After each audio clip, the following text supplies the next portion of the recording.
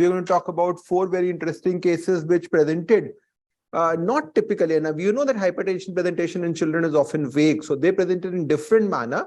And then at the end, we found very interesting diagnosis. So this is the whole spectrum. So when we talk about hypertension or blood pressure regulation, there are 2 major factors which are there. One, of course, is how much is the cardiac output and how much is the peripheral vascular resistance. So these are the 2 major determinants, and many of the endocrine factors will play a role in that perspective. So we know that calcium is a major stimulant as far as the vascular constriction is concerned, and that is why calcium channel blockers are used for management of hypertension. We know that the fluid is largely regulated by multiple endocrine systems. And important factors, of course, are the sodium and the growth hormone. Both play an important role in the fluid regulation per se. Then cardiac contractility and the heart rate is determined largely via the thyroid function. So there are multiple endocrine organs beyond the adrenals which are also involved in the whole perspective. Coming on to the most important part, of course, is the renin-angiotensin-aldosterone system, in which renin basically converts the angiotensin, and then we have the ACE converting into angiotensin 2, which triggers the adrenal production of aldosterone, which is a primary regulator of sodium absorption in the body. Now, adrenals also produce cortisol, which are the trigger as far as catecholamine production. So overall blood pressure regulation involves a number of hormones, and disorders there could cause what we can say, quote unquote, endocrine hypertension. So we all are aware about thyrotoxicosis, increased renin state, which can cause that, hyperaldosteronism, which can be primary or secondary, Cushing syndrome or cortisol excess, excessive catecholamine production like pheochromocytoma, of course, will cause that. And we also know that hypercalcemia and hyperparathyroidism and growth hormone excess can also cause this. So a large number of endocrine disorders are important factors as far as hypertension is concerned. Most of them, be it thyrotoxicosis, be it hypercalcemia, be it growth hormone excess, the symptoms will be clear. The symptoms may actually be quite vague for a aldosterone producing tumor, and this is what we're going to focus more in terms of what we can say, quote unquote, increased aldosterone effect. So either the aldosterone is more, or there is another molecule which is behaving like aldosterone acting on the receptor, or the receptor itself is hyperactive. So that becomes important. So when we talk about increased aldosterone effect, the situation can start right from the production of renin. So you can have scenarios in which there is increased renin production. The classical example we all know is a renal artery stenosis, in which the kidneys feel that there is no blood flow and they are going to push a lot of renin to increase the perfusion, causing hypertension.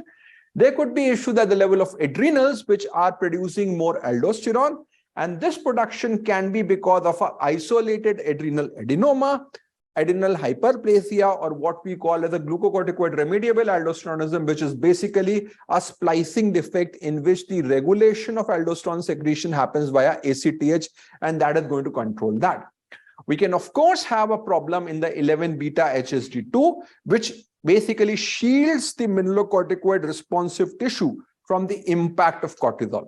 So if there is a 11 beta HSD deficiency, like apparent mineralocorticoid excess, you can have a scenario. And similarly, of course, in Cushing's, you have got so much level of cortisol, particularly if it's an ectopic form, which is there. In those scenarios, you may have hypertension, hypokalemic alkalosis, which will happen. So that is actually a apparent mineralocorticoid excess scenario.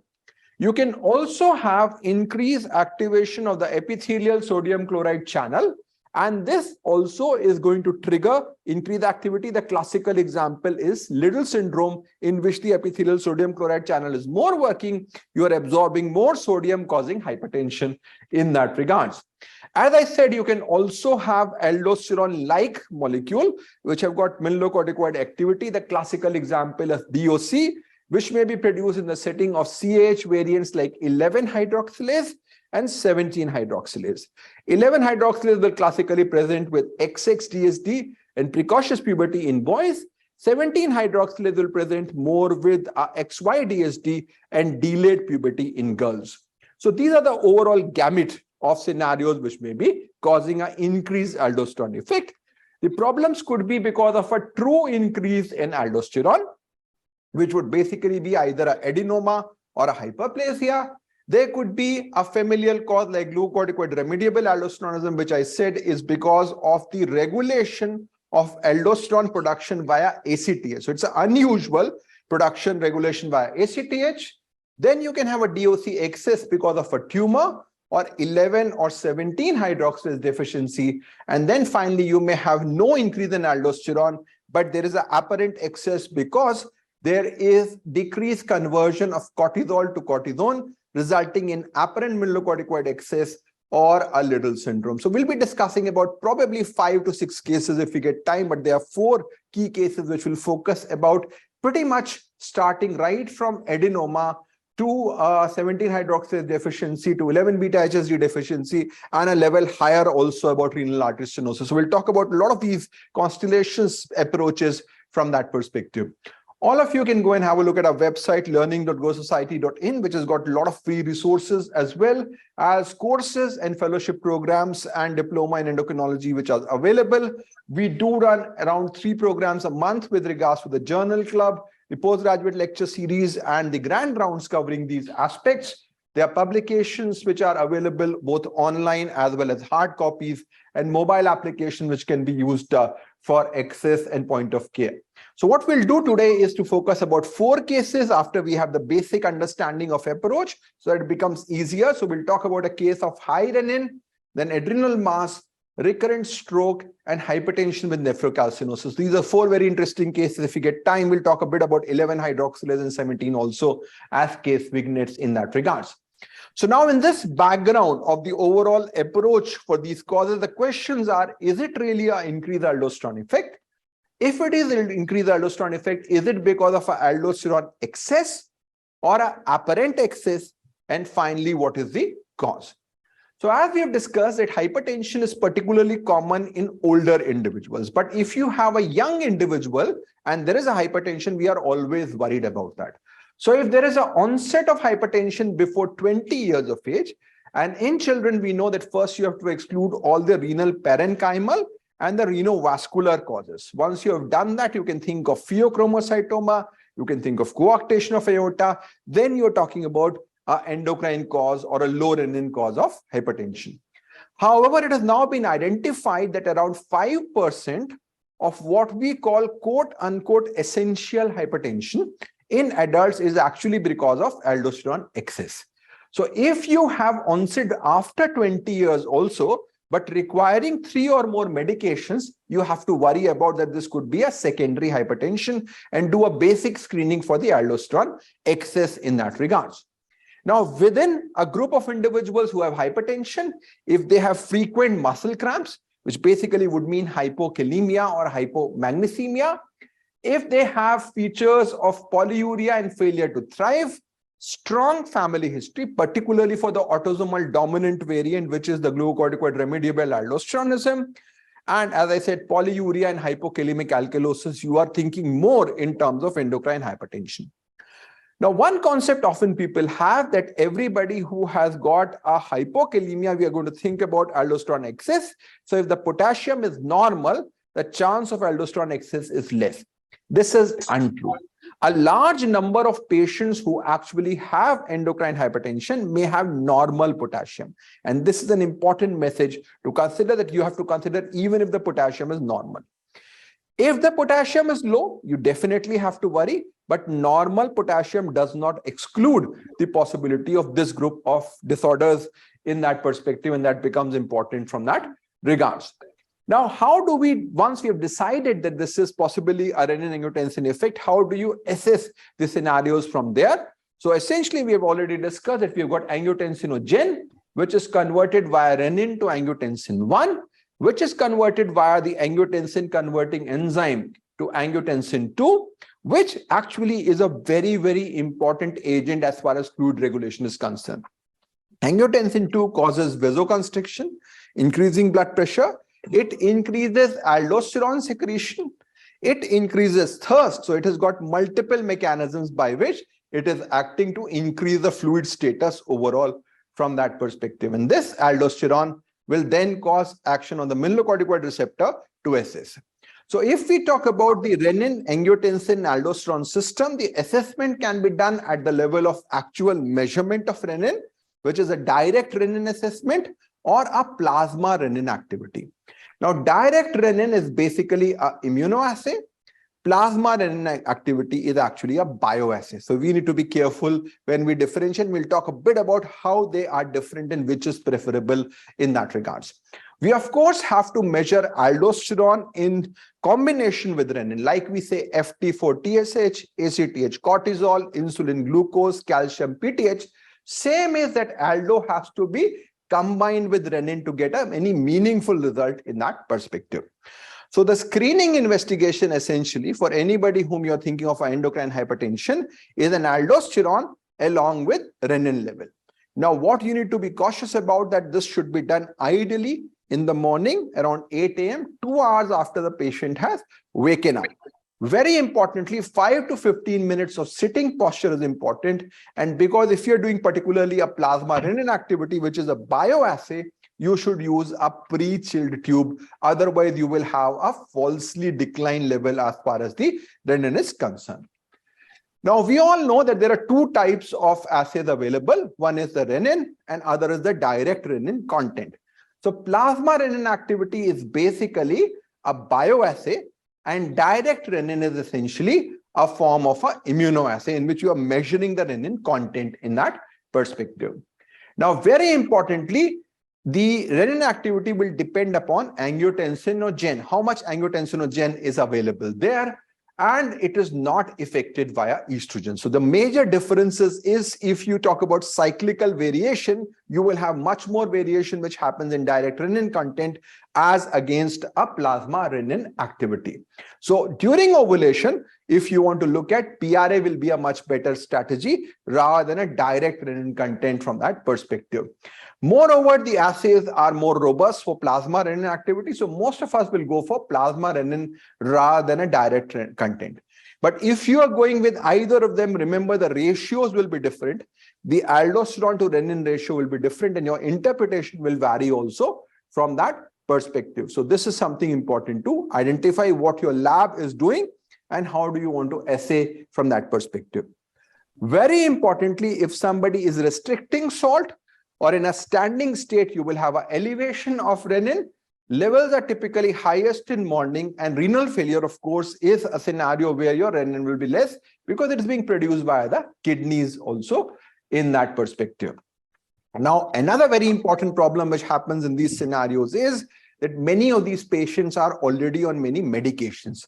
So what is the impact of those medications when you are assessing the aldosterone-renin ratio? Because otherwise, you will get a false positive or a false negative result in that perspective.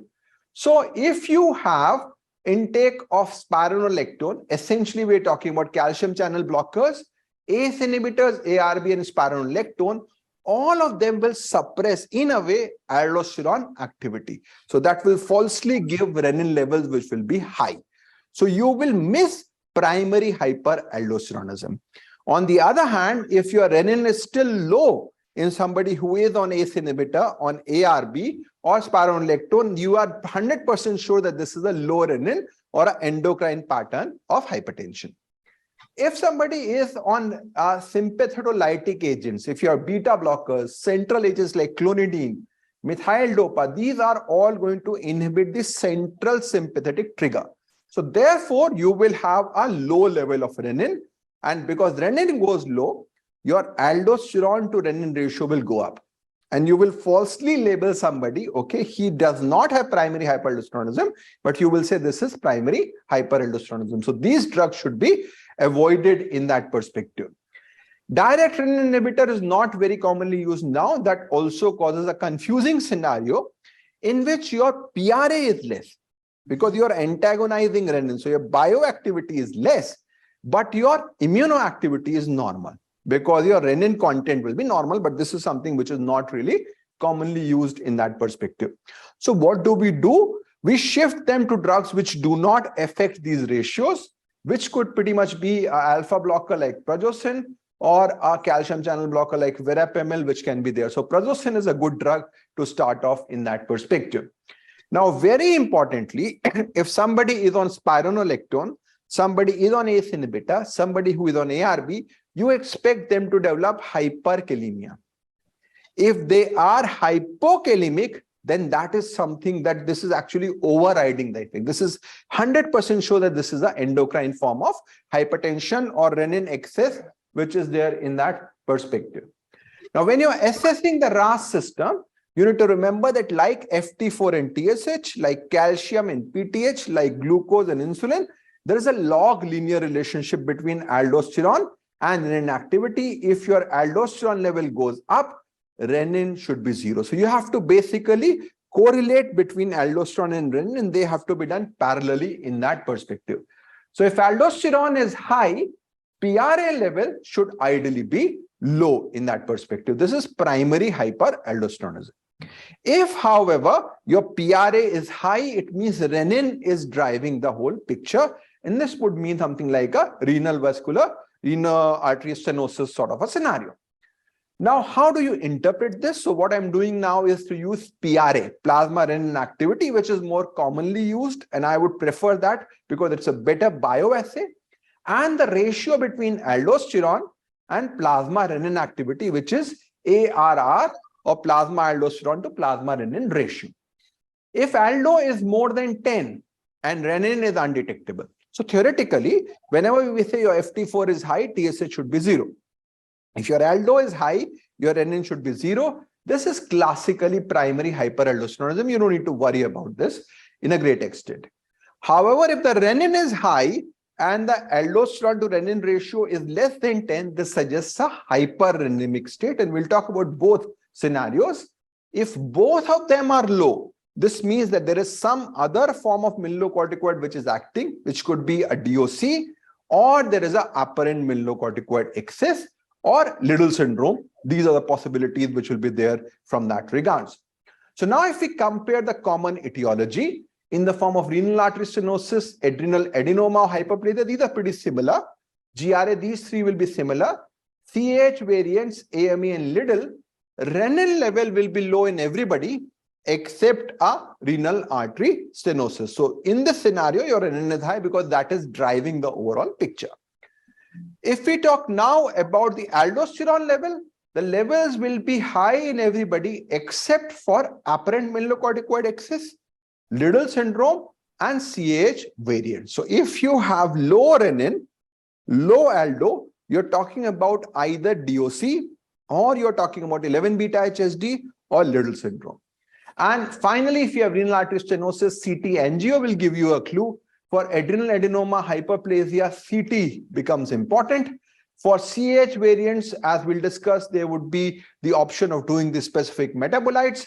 For AME and Liddle, you can use the impact of spironolactone.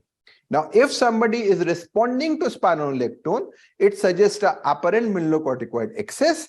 If they are not responding, this suggests a Liddle syndrome. And now, of course, genetic diagnosis can also give you the precise diagnosis in the form of a clinical exome sequencing, which you can do. So the approach to an individual who presents to us with suspected endocrine hypertension is to look at the renin level. If the renin level is high, possibility is renal artery stenosis, go for a CT angio. If the renin level is low, go for DOC level. If DOC is high, this is 11 or 17 hydroxylase deficiency, go for a tumor, go for CT and genetics. If you have got low DOC and your aldosterone is high, this is primary hyperaldosteronism. So low renin, high aldo, then you go for CT, and then young patient, family history of recurrent strokes, think of a GRA. So response to steroid will be significant. If you have got a low renin, low DOC, low aldosterone, this is either two differentials. You're thinking of either an apparent mineralocorticoid excess or a Liddle syndrome. Look for spironolactone response. If it's there, it's most likely a 11 beta HSD2 defect, which is apparent mineralocorticoid excess. In this case, you can do a genetic study. And if you have got no response, this is most likely a Liddle syndrome and you have to go for a genetic study. So basically, go for a combination of renin and aldosterone. These two will give you a clue. DOC will also be helpful, and then spironolactone response. High renin, renal artery stenosis, low renin, high DOC, you got specific diagnosis, but you will get clues. If there is a XX DSD, think 11. If it's a XY DSD, think of a 17. If, however, these are not there and your LDO is high, look for an adrenal tumor. If your LDO is low, look for spironolactone response and you will get the diagnosis. This was a case 7 years and 4 months child. She came to me for only fever, cold, cough and vomiting for 2 days. It was a routine OPD visit, and in routine OPD, we have made a habit that we'll take a blood pressure of all the children who are above 4 or 5 years of age. And they have sensed that her BP was sky high, means 182 by 104. So we didn't believe initially that it was so high. So we have to take repeatedly. And I have asked her to stay in my OPD unit only up to evening because it was a Saturday. I remember that it was the 10th of December and we made her to wait until evening. And in the evening also, her fever reduced, but BP continued to have higher than 95th percentile. So the past history is, this is the first product of non-consanguineous marriage and ASD device closure done in February 2020. So our initial thought was whether we are dealing with cardiovascular anomaly, but because one is there, ASD closure was done, whether we are dealing with some other anomaly which is associated with the cardiovascular. So at that point, we have seen, and it was already been told that it is more than 95 percentile plus 12, means it is very high. The diastolic should be 122 and systolic should be 122 and diastolic should be 84 for that age, 7 years. And she was above that. Repeated examination shows that it is in between 126 by 80 or 134 by 84, like that. But as that was a Saturday, we asked her to come on Monday because she had not come for any complaints related to the hypertension as such. And on Monday also, she was hypertensive. So we did a routine CBC and urine because next comes the renoparenchymal disease. One is cardiovascular, second is renovascular, then renoparenchymal, then endocrine. These are my thoughts initially in OPD. And blood urea serum creatinine was normal, urine was normal. That's almost also renoparenchymal because she didn't have any edema. The weight was normal, height was normal for that age, 7 years, 118. No tachycardia, no flushing to rule out phlebochromocytoma, no skin rash for HSP, Henoch-Colin purpura or any vasculitis, no joint swelling like arthritis. And genitally, afterwards we have seen this, there was no palpable gonads because she was a female child. After that, we have come renal, endocrine, neurological, vascular, pharmacological, and psychogenic. She was not on any drug. So that was also ruled out. And we have taken, there was a past history of ASD closure. So cardiovascular etiology for hypertension was looked for. Femorals were palpable. Both were equally palpable. So there was no coarctation or no interrupted aortic arch. There were no bruit over the abdomen to rule out renal artery stenosis. Well-grown child. She went for device closure and they injected dye. So we thought that whether that dye has caused something like CKD. But blood urea serum creatinine and her growth has ruled out that. Renoparenchymal versus renovascular was a thinking. No edema over the eyelids or no edema anywhere else also. And urine was absolutely normal. So we were in dilemma. So to think of renovascular, we have, but there was an interesting history that came to me, that family history is there. The maternal uncle, Miss Mama, is suffering from autosomal dominant polycystic kidney disease. His maternal aunt, Mausi, is also suffering from autosomal dominant polycystic. And 5 or 6 grandfathers from maternal side are ADPKD. And they all died. 6 of them have died at the age of 52 to 65. Means there was a type 2 of that ADPKD because later onset. And I searched the articles that ADPKD, whether ADPKD and this child's hypertension can be correlated, but it didn't find anyone. So we decided to go for initially ultrasonography of abdomen to look for any tumor inside, adrenal or near the, or something wrong with the kidney.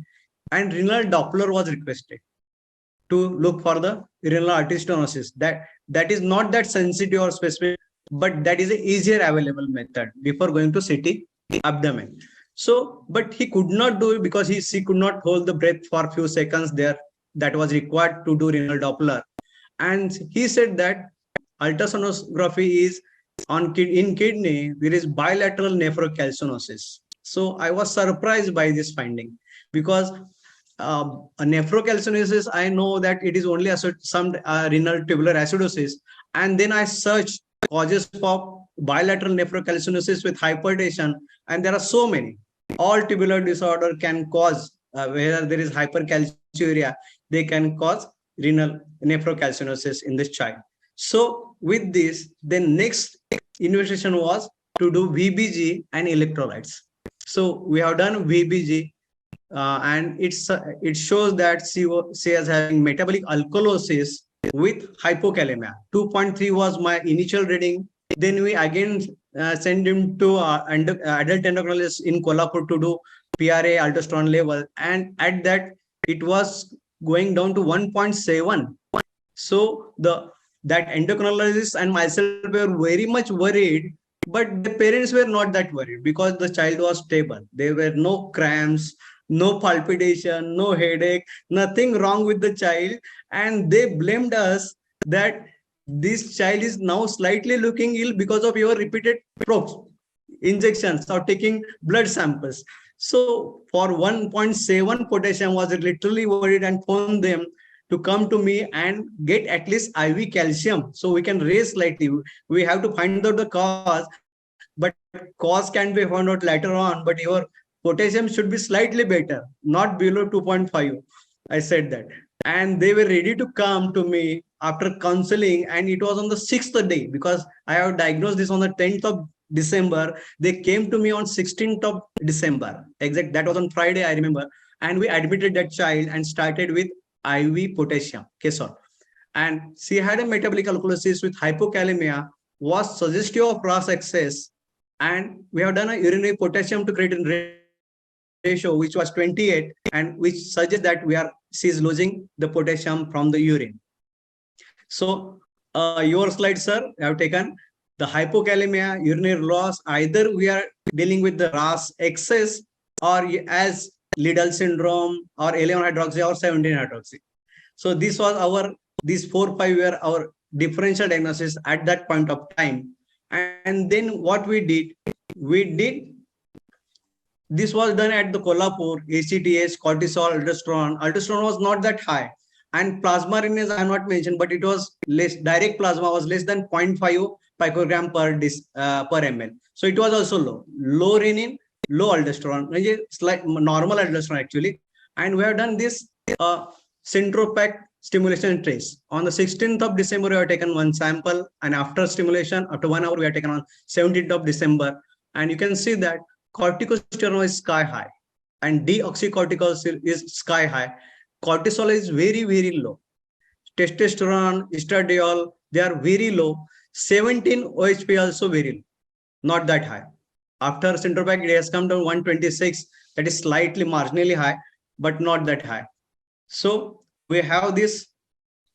I have explained to my parent, to the child's parents like this. I have printed this. I have said that cortisol is low. That's why we'll give high zone. Testosterone, these are low. So there is a block here. And these are the yellow marks. These are the higher. So we are either dealing with 17 OH deficiency or 1720 lyase deficiency. And we'll send the clinical exam sequencing. We have started with spironolactone and K-sol initially. Then this report came as clinical exam sequencing proved that we are dealing with 17 alpha hydroxylase deficiency or 1720 lyase deficiency. It is difficult to differentiate between them. I would like to hear from you, sir, now. And she's on, this was hypertension, hypokalemia, metabolic alkalosis, low cortisol, estradiol, DHAS, and high corticosterone and deoxycortisol. So 17 alpha hydroxylase deficiency / 1720 lyase deficiency, and she is on hydrocortisone 10 milligram per meter square, aldactone 2 to 3 milligram per meter square per kg per day. Last follow 15 days ago, her blood pressure is absolutely normal, 110/76. Initially, we have started with potassium supplement, but after this report, serum potassium has been normalized and that to higher side now, 5.5 milligram. We have stopped potassium. Now she is solely on aldactone and hydrocortisone only. So with routine OPD blood pressure checkup, we have done mandatory and we have picked up this case without any complication.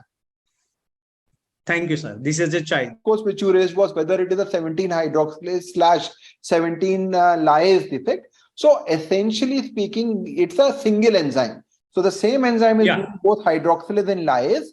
The difference in the activity depends upon the electron donors. How many electron donors are there? That will decide about whether it's a predominant hydroxylase activity or a lyase activity. There are certain recent onset diagnoses and forms which have been identified, which are basically in the electron donors, which can present like a isolated lyase deficiency, but that entity is not considered to be a separate entity. Now, if you're talking about hypertension, if you're talking about DOC and other excess, it is clearly a complete enzyme block. So it's a complete block of the enzyme which is there. So this is, I would say, the 17-hydroxylase deficiency. And the treatment is pretty much hydrocort. I would assume that you should be able to stop aldactone soon. Otherwise, there will also be a risk of hyperkalemia. So you need to be cautious in this regards, because once you treat the underlying cause, you give a physiological supplementation of hydrocortisone, most cases will improve. So maybe try to taper out aldactone and monitor potassium carefully. The other big thing, of course, would be that there will be long-term estrogen deficiency because they will not be able to produce estrogen.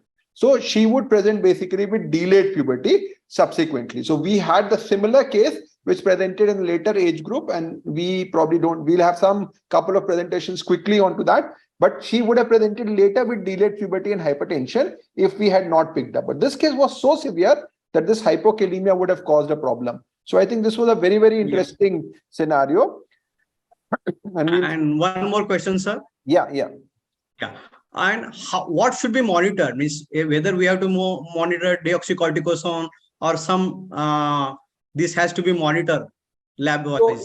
So I would say even for 21-hydroxylase, we are now talking more in terms of the clinical monitoring. What we're talking about is that you have to monitor for the blood pressure, for the Cushing-White phases, for electrolyte.